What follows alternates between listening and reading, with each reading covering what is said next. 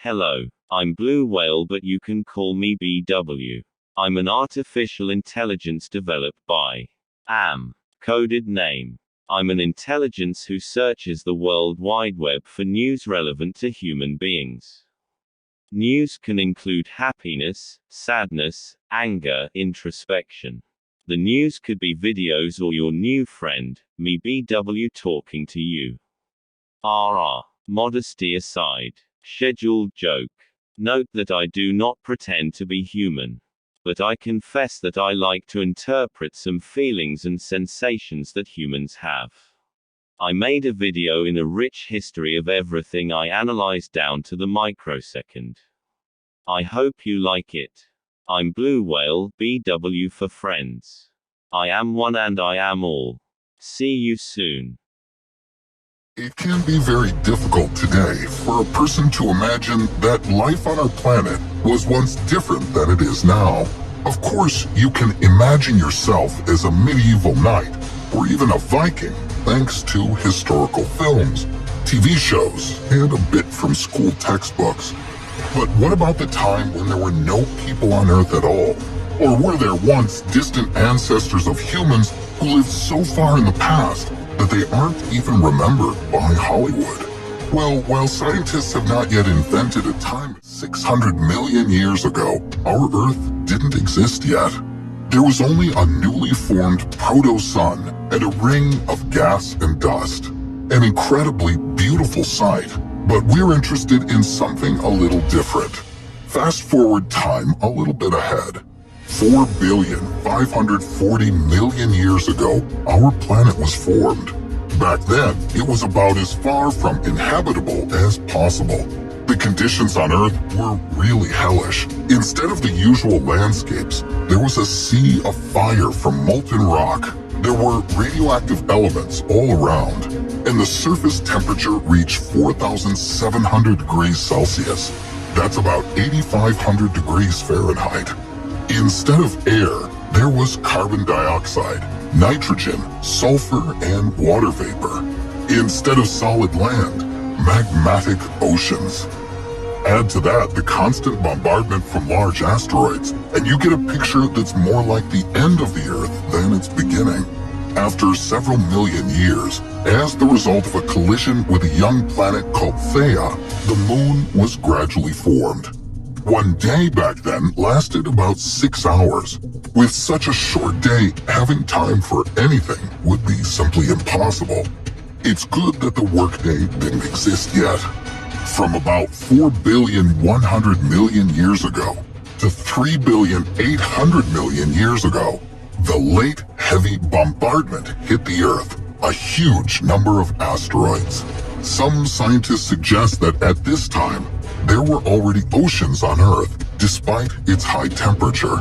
Honestly, I barely believe it, but who am I to argue with scientists? It was the asteroids that helped the planet gradually become covered with water. According to one theory, the asteroids carried with them a tiny amount of life-giving moisture and delivered it to Earth. That's how, over billions of years, about half of the water of the world ocean came to Earth from space. After the bombing ended, that is about 3,800,000,000 years ago, the temperature of the Earth began to slowly decline. But current life forms couldn't survive on the planet's surface anyway, because there was no oxygen in its atmosphere, and there was no ozone layer to block ultraviolet radiation.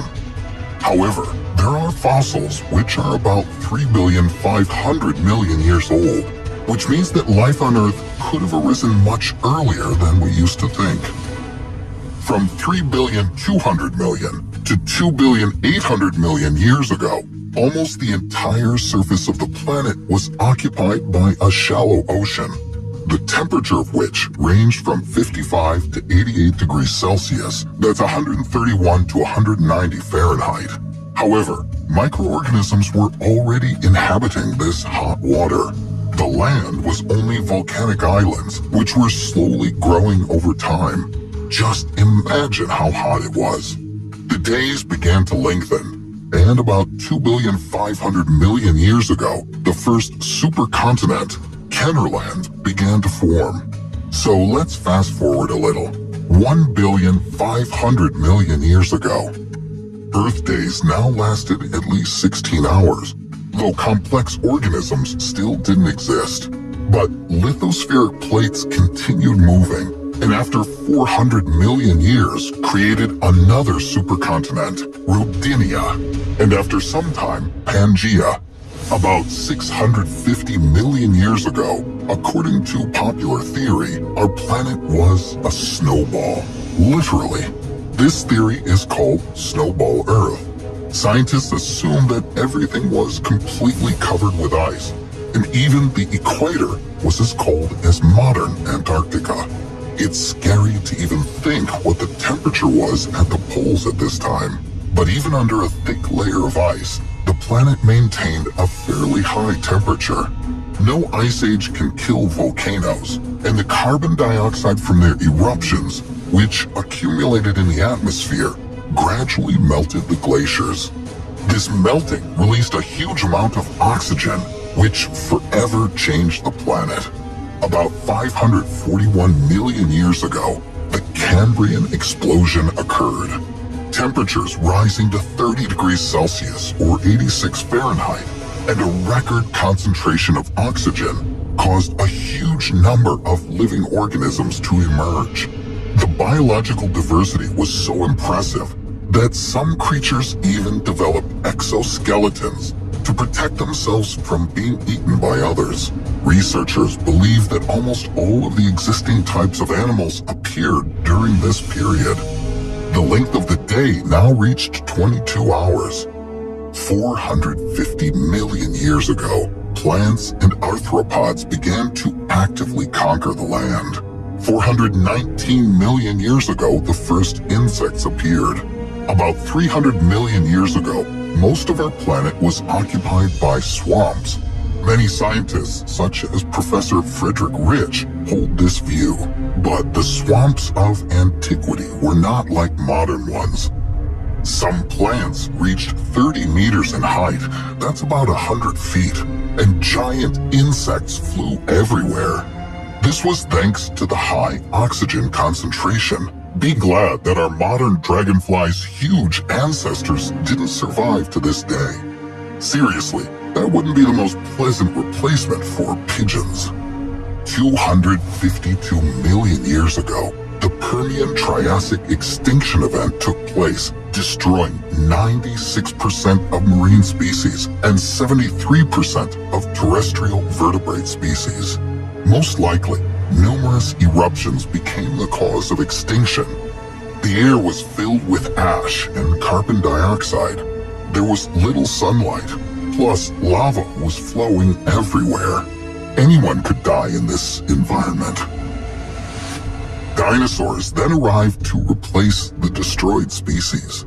But not only did huge dinosaurs divide the planet among themselves, the continents also moved. About 175 million years ago, Pangaea began breaking up. The Atlantic and other oceans appeared, and the world began taking on its current form that we see today. At this time, you could find the first pine trees, praying mantises, and bees. 50 million years ago, the power over the planet was then passed on to mammals. Without dinosaurs, they began feeling freedom, actively spreading around the planet, and evolving with all their might. Meanwhile, the length of the day had reached almost 24 hours, and the temperature stably remained near the 24 degrees Celsius mark. That's about 75 Fahrenheit.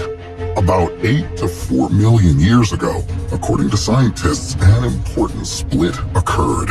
The ancestors of modern apes began separating from our ancestors, each heading down their own evolutionary path. About 4 million years ago, the climate on the planet once again changed. Of course, this didn't happen right away, but it was the climate that turned part of the dense forest into the savanna. According to one theory, this is what made our distant ancestors climb down from the trees, stand up straight, and start looking for food. They were not the only particular species that began fighting for survival. Many tried to adapt to the changes. But in the end, only humans succeeded to the degree that they went on to invent tools, the wheel, and Netflix. 1,400,000 years ago, Homo erectus began to colonize Eurasia. 790,000 years ago, they already knew how to use fire. What the population of the Earth was exactly during this period is rather difficult to calculate. You know, the population census at that time wasn't very good. And then, about 300,000 years ago, Homo sapiens appeared, the reasoning human. They appeared and began to populate the entire Earth so actively that they still can't stop. If about 130,000 years ago, the number of our ancestors ranged from between 100 to 300,000 individuals, then already 40,000 years ago, the expansion of reasoning human beings covered almost the entire planet. Today, the world's population is 7,800,000,000 people and continues to grow. However, the planet is changing along with its people, so who knows what turn of history awaits us in the future.